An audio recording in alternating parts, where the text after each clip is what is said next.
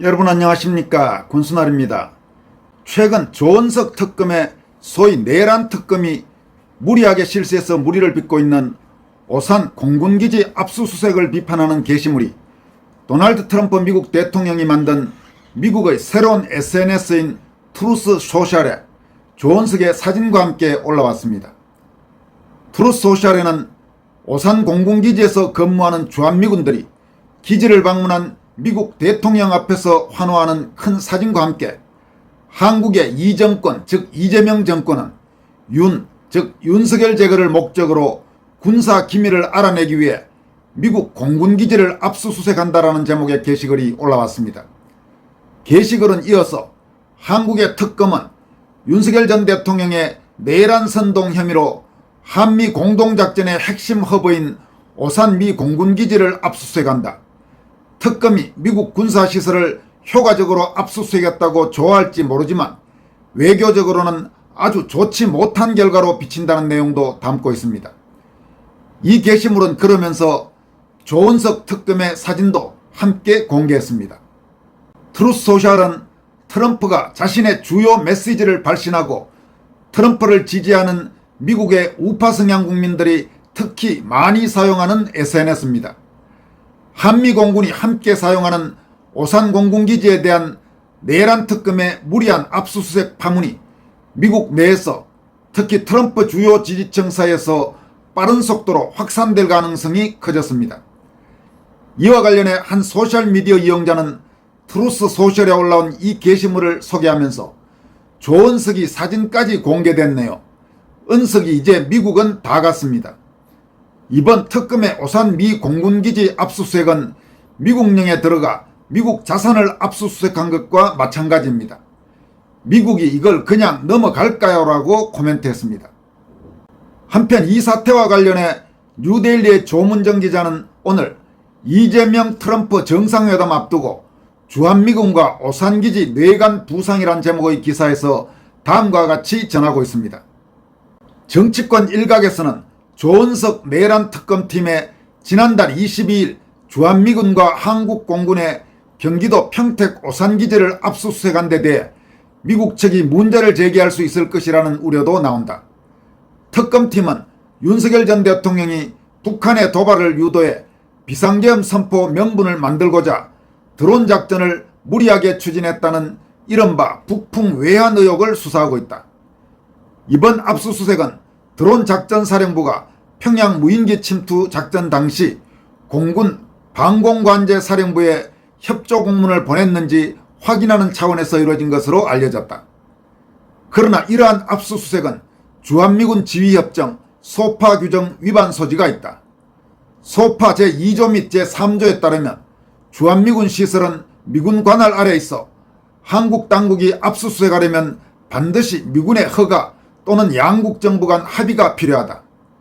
특히 공군 중앙방공통제소 MCRC처럼 한미가 공동으로 사용하는 연합방공지휘시설의 경우 한국군이 관리한다고 하더라도 미군의 공간과 정보를 함께 공유하므로 미군의 거부 권한이 명백히 존재하는 장소로 해석된다. 이에 대해 박지영 특검보는 최근 브리핑에서 오산 공군기지 압수수색은 대한민국 공군과 군인이 관리하는 자료에 대해 실시한 것이라며 책임자 승낙 없이는 압수수색할 수 없다고 법에 규정되어 있고 이에 따라 한국 측 부대사령관 승낙하에 이루어졌다. 미군이 관리하는 자료는 압수수색 대상 범위도 아니다라고 강조했다. 이어 미군과 사전 협의가 필요한 것처럼 허위 주장을 하는 것은 오히려 국익을 해하는 행위라고 주장했다.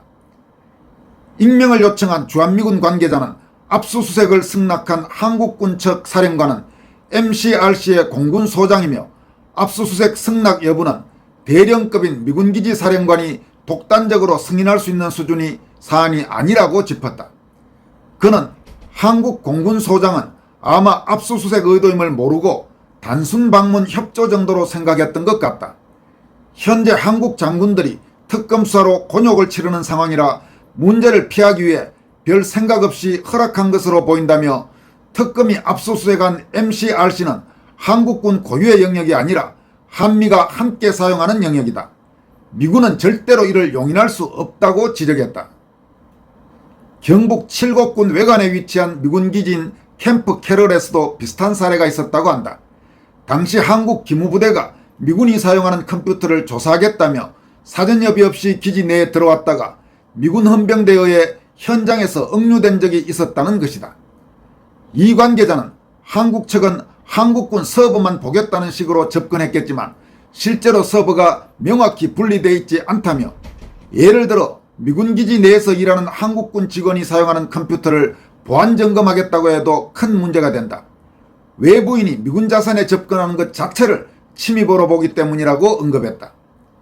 이어 이번 압수수색 대상인 오산기지 MCRC가 한국 공군이 관리하는 시설이라고는 하지만 미군이 압수수색 의도를 사전에 명확히 인지했다면 물리적인 조치를 통해 저지했을 것이라며, 특검이 미군과 명확한 사전협의 없이 압수수색을 진행한 점을 미군은 매우 심각한 사안으로 간주하고 있다. 미국은 자국의 자산에 대한 무단 접근을 결코 용납하지 않으며 미군 측 기지사령관 역시 매우 난처한 상황에 놓였다고 전했다. 이렇게 뉴델리의 조문정 기자가 보도를 하고 있습니다. 그러니까 지금 주한미군 관계자의 설명을 들어보면 내란 특검팀에서 주장하는 것은 기본적으로 아예 말이 안 된다는 이야기입니다. 그러니까 미군의 명확한 사전 승인 협의 없이는 거기에 들어가서는 안 되는데 이 특검팀은 한국군 쪽에 허가만 받고 들어갔다. 따라서 이거는 대단히 문제가 심각한 사안이다. 이게 지금 주한미군 측에서 이번 사안을 보고 있는 시각이라는 것입니다. 어쩌면 조원석이나 혹은 여기 특검보 박지영인가요? 이런 사람들 앞으로 미국의 제재 대상이 될 가능성이 적지 않아 보입니다. 이어서 전해드릴 내용은 이재명과 더불어민주당이 외환제 혐의로 시민단체로부터 고발당한 것으로 확인됐습니다. 현직 대통령이 외환제 혐의로 시민단체 등으로부터 고발당한 것은 전례가 없는 일이라고 합니다. 최근 시민단체인 서민민생대책위원회 서민위는 이재명을 외환제의 일반 이적, 직권남용, 명예훼손 등의 혐의로 수원지검에 고발했습니다.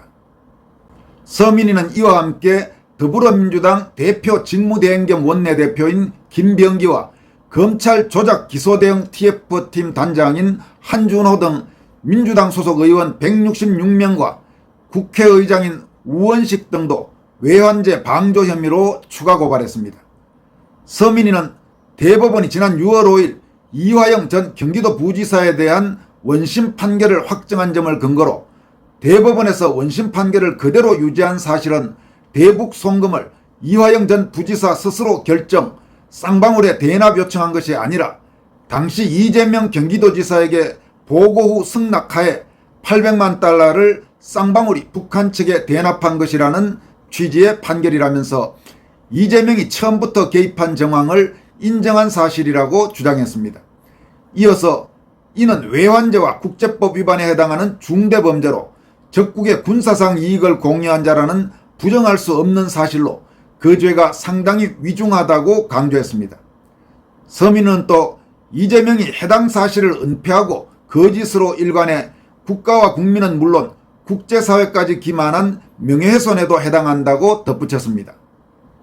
고발장에는 2018년 쌍방울 그룹이 경기도 대신 북측에 제공한 800만 달러는 대한민국 정부의 5.24 대북 제재 조치를 위반한 것은 물론이고 유엔 안보리 결의 1718호 등 국제법까지 위반한 행위라고 강조하면서 이는 개인을 넘어 국가안보와 국제신뢰를 심각하게 훼손한 사안인 만큼 수사기관의 엄중한 수사를 촉구한다고 밝혔습니다.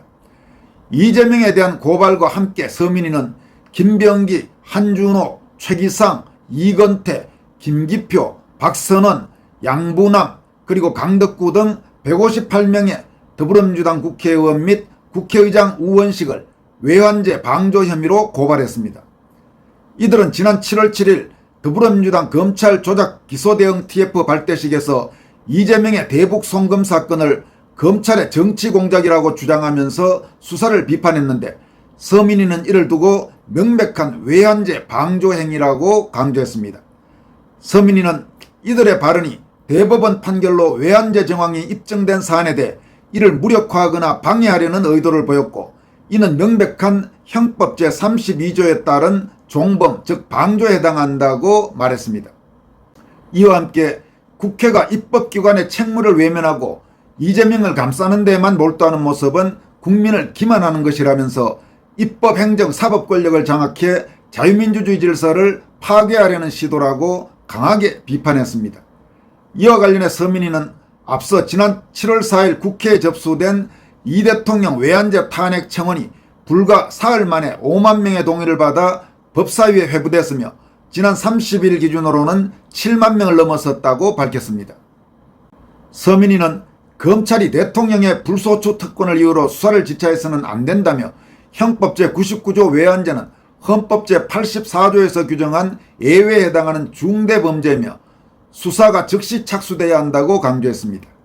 이어서 사건의 본질은 단순한 정치 논쟁이 아닌 헌법 질서와 국제 신뢰에 관한 문제라면서 지위고하를 막론하고 법 앞에 평등한 수사를 촉구한다고 밝혔습니다. 이번에 서민이가 검찰에 고발한 이 사건은 수원지검 형사 1부에 배당됐습니다.